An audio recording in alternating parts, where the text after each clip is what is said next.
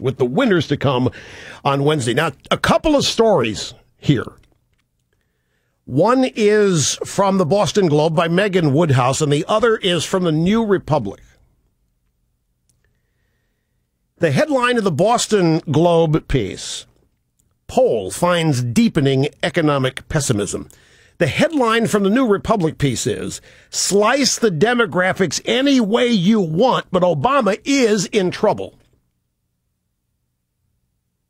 Let's go to the Boston Globe piece first here. Despite improvements in the economy is how it begins, which is the first problem right there. The drive-bys keep telling us that there is an improvement in the economy. But like the Russians, we ain't buying it. And it's in every poll. The Russians aren't buying Putin.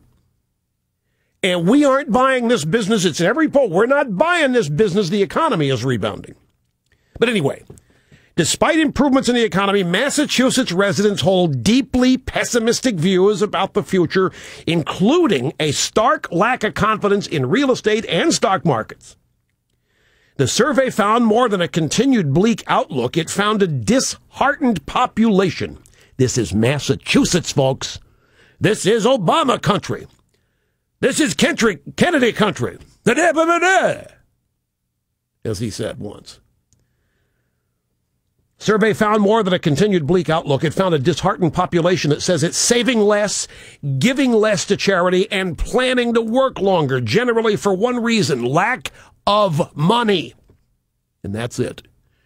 Cut to the chase. Lack of money. The real estate and stock markets offer little hope, these people in the poll said. Nearly 2 out of 3 surveyed said they're unsure about stocks, or they currently consider them a bad investment. More than half think housing prices are going to remain stagnant or continue to drop in the year ahead. Things have been really bad, but it's reached another level now. People have lost hope, said David Paleologos, the director of Suffolk's Political Research Center, which conducted the poll. The American dream of owning a home and owning stocks are the pillars that have held up hope throughout our history. This is signaling to us that those pillars are shaking. Things have been really bad, but it's reached another level now. People have lost hope. But see, I thought all of these wonderful liberals in Massachusetts found hope and change with Obama. That's not working out. Now, this was a poll of 400 Massachusetts residents conducted early last week, margin of error plus or minus 5 percentage points. Remarkably, optimism was easier to find in the same poll taken 2 years ago. Jeffrey Bolger, a Halifax resident, said too many manufacturing companies have moved their operations outside the country, eliminating good jobs, leaving a new generation of workers in positions that pay less or offer few benefits. He said his son, for example, has a college degree and a job, but remains on his parents' health insurance plan. Well, Mr. Bolger, if I might, why have the companies moved? Why is your adult son on your insurance? Why? Why can't you people make the connection here? Who are you blaming for this? George Bush? Are you blaming Newt Gingrich? Are you blaming Mitt Romney? Are you blaming the Republican nominee? Who are you blaming for this? We are 3 years into the Obama regime. Who are you blaming? See, this is ultimately a Republican problem. You read this, and it's depressing on a number of levels. It's depressing as an American citizen to hear these stories. It's another thing I was talking about with my friends I hadn't seen in a while last night. It's depressing to look out and see what's happening to the country.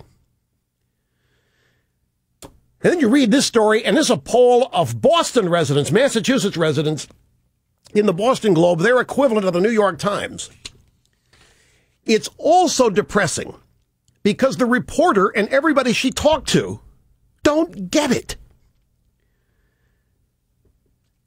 And I have to ask, where's the Republican Party? The Republican Party is AWOL.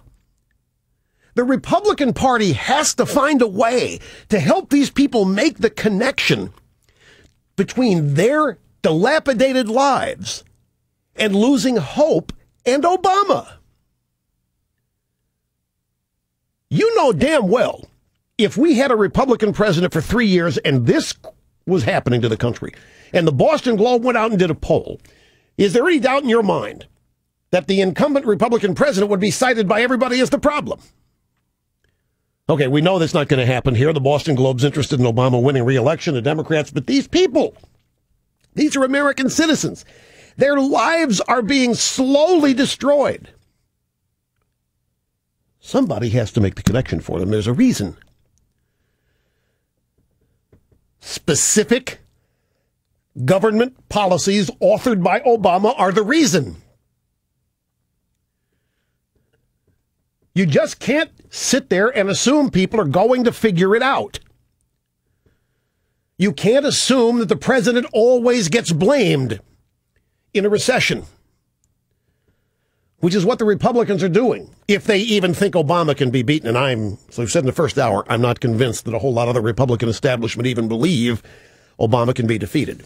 So there's one story. People in Boston, and I have a scratched surface. This story goes on and on and on for a couple more pages. More people describing how depressed they are, how their lives are falling apart. They are Massachusetts liberals. And there's not one mention of Obama in the story, other than how hard he's trying to help them. Now we move to the New Republic piece. Or slice the demographics any way you want, but Obama's in trouble. By William Galston. To what extent is demography destiny in politics? That's the question that Rai Tashira and John Halpin's much, probably didn't copy well, book on the 2012 presidential race puts front and center. We talked about this survey last week and these two guys, but I'm bringing it up again because it appears in a liberal publication. Obama's numbers are pretty bad. Support for Obama among young voters 18 to 29 has plunged only 48%. What was it in 2008? Do you remember? Try in the 70s. Remember all the idealism and the Messiah and the lowering? 48% among voters 18-29. His approval among Hispanics is at only 51%, down from 80%. With the exception of voters with postgraduate degrees, Obama is underwater with every educational cohort. 42% among those with a high school diploma or less, 41% among those with some college, and 41% for voters with BAs. And while his approval among Democrats and liberals remains robust at 79, 71% respectively, he stands at only 39% among independents and 51% among moderates. All of this while the Republican establishment is worried that Newt Gingrich is going to drive these people back to Obama. I'll tell you, it's enough to cause me to pull my hair out over the asininity that is happening on the Republican side, the absolute absurd stupidity that is on display on the Republican side.